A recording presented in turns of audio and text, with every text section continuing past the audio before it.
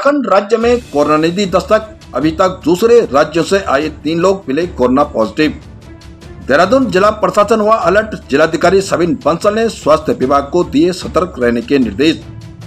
आपको बता दें कि उत्तराखंड राज्य में भले ही कोरोना जैसे अदृश्य वायरस से निपटने के लिए देहरादून जिला प्रशासन अलर्ट मोड पर हो, पर उत्तराखंड की राजधानी देहरादून में कोविड के 3 मामले सामने आए हैं।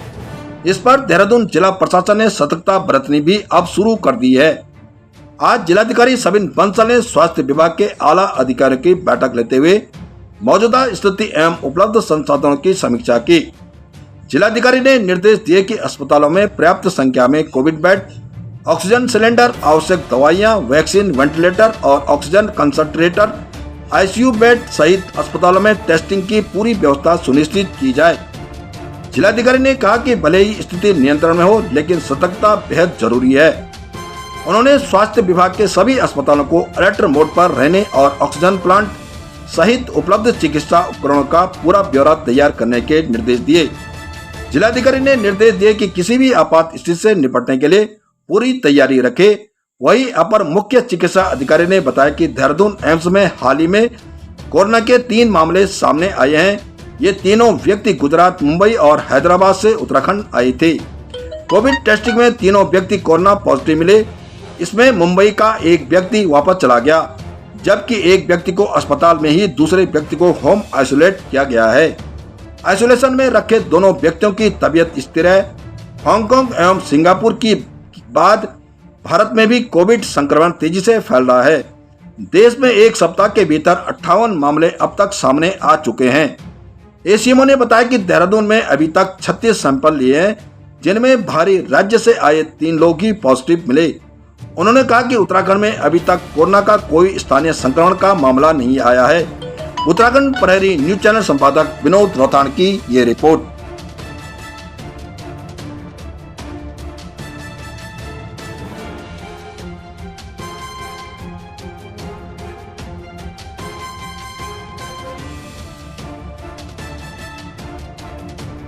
देखिए, ऐसा है कि अभी कोविड जो हम लोग का आपने सुना ही होंगे कि पूरे भारतवर्ष में जो है लगभग 277 केसेस अभी रिपोर्टेड हुए हैं। ये कल की रिपोर्टेड है, लेकिन ये हमारे अन्य राज्यों में है, जैसे तमिलनाडु, महाराष्ट्र, केरला, उस जगह हमें पाए गए हैं। और हमारे राज्य में अभी कोई एक्टिव केस नहीं है। हाँ, 1-2 माइग्रेंट हमारे वहाँ ज़रूर आए थे।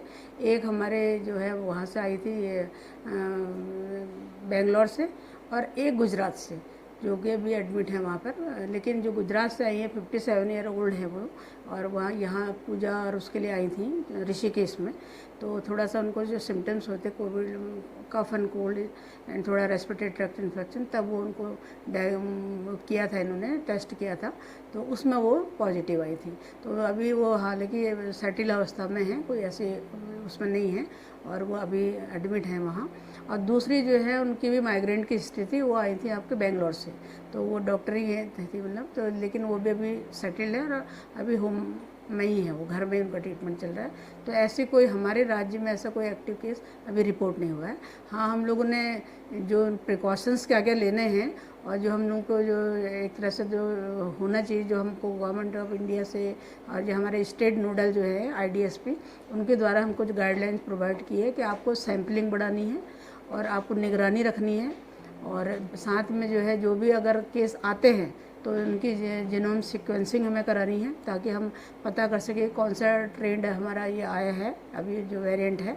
और साथ में जो है हमने ये सारे निर्देश दे दिए हैं कि वे अपनी तैयारी पूरी रखें। जैसे आपको पता ही है कि कोविड के दौरान हम लोगों की तैयारियाँ थी, तो उसमें भी हमने ये VC भी ले लिया सारे CMOs को, और निर्देश भी दे दिए गए हैं मेरे द्वारा कि अपने ऑक्सीजन बेड है या ऑक्सीजन कंसंट्रेशन है, ये और ये सब ऑक्सीजन प्लांट है, ये अपने एक्टिव रखें और सैम्पलिंग थोड़ा बढ़ा लें, और ताकि अगर कोई केस आता है तो उसका जीनोम सीक्वेंसिंग करा लें।